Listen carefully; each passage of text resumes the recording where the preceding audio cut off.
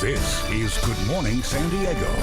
New housing laws are going into effect in California this year, with a few aimed at making rent more affordable, and a new law will help potential tenants who may have a hard time qualifying. Beginning July 1st, landlords will be forced to cap security deposits at 1 month's rent, and this will take away the option to raise the deposit to 2 months' rent or first and last months, a move typically made when a renter has a low credit score or other liabilities. For those who have already paid a higher deposit, experts say they can talk to the landlord about getting that money back, but any forgiveness is not legally required.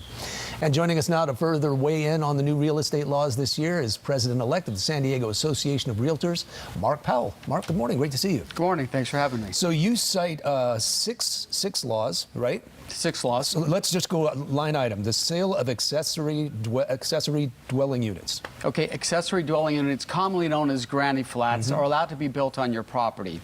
So let's say that you want to bring in your grandparents, or you have a kid that went off to college, you want them to come back to San Diego and have a place to live.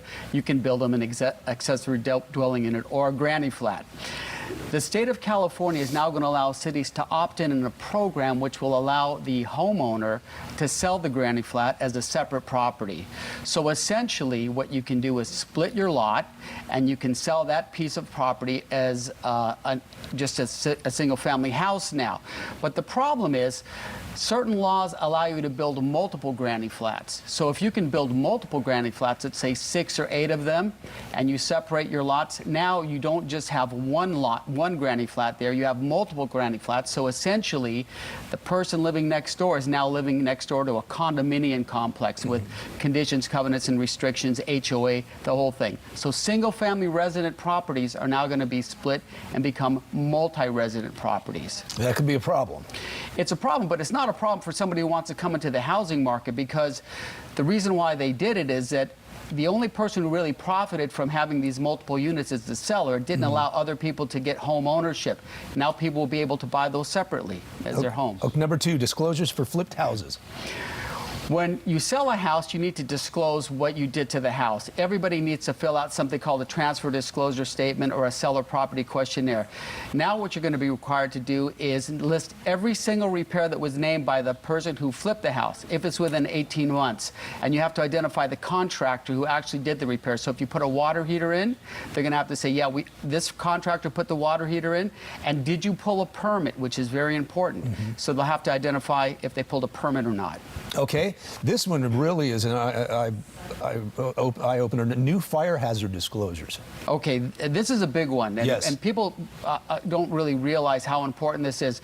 So if you live in a high fire zone or a severe fire zone, there's going to be some subcategories. Do you live in a fire zone that's covered by the federal fire departments, CAL FIRE, or do you live next to one that covers by the local fire department, like San Diego Fire Department? So before you sell the house, you have to call the fire marshal, and the fire marshal comes out there and does a survey around the house to make sure that you have a fire hardening area. That means a certain amount of distance from your house.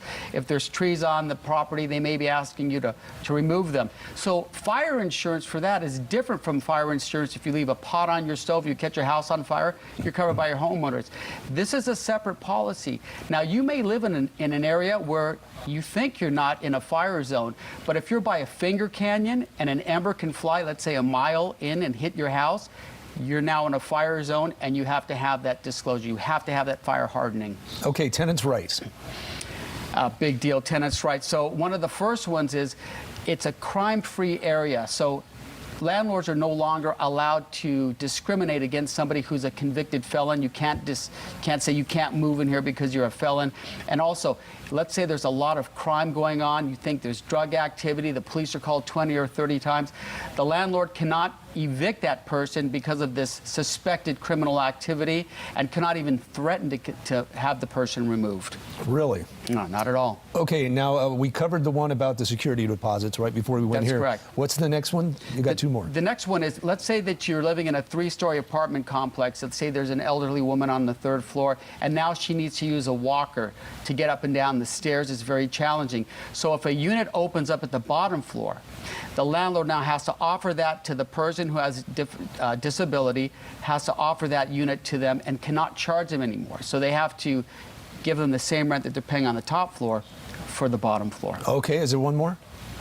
Well, yeah, there are several more. We're up that against the came clock. up. Yeah, there's several more that come up here, but that covers a lot of the new laws, and people that are looking to buy or sell a house, they need to be aware of these new laws, and especially be aware that if you live near a fire zone, you're going to have to do that fire hardening.